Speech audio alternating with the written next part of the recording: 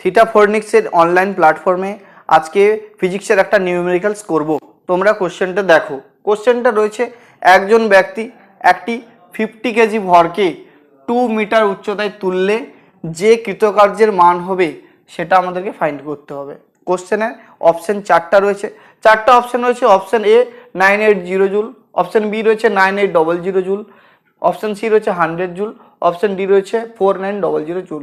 এবার কোশ্চেনটা আমরা করব। আমরা কৃতকার্য ফাইন্ড করতে বলেছে, আর একটা ডাটা সাপ্লাই দেওয়া আছে, অভিকর্ষ ত্বরণ জি এর মান 9.8 মিটার পার সেকেন্ড স্কোয়ার।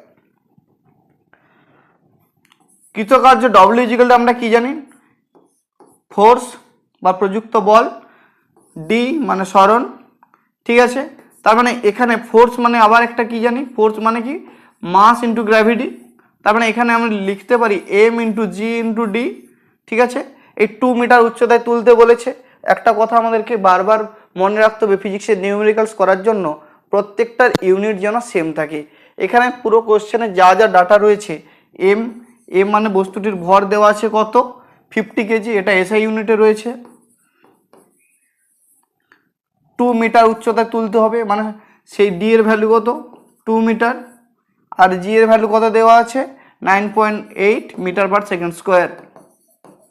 প্রত্যেকটা ভ্যালু আমি দেখতে পাচ্ছি কিন্তু এসআই ইউনিটে রয়েছে। তার মানে এই তিনটাকে আমি যদি এখানে পুট করে দিই তাহলে ওয়ার্কের যে ভ্যালুটা পাবো সেটাও এসআই ইউনিটে আসবে। ওর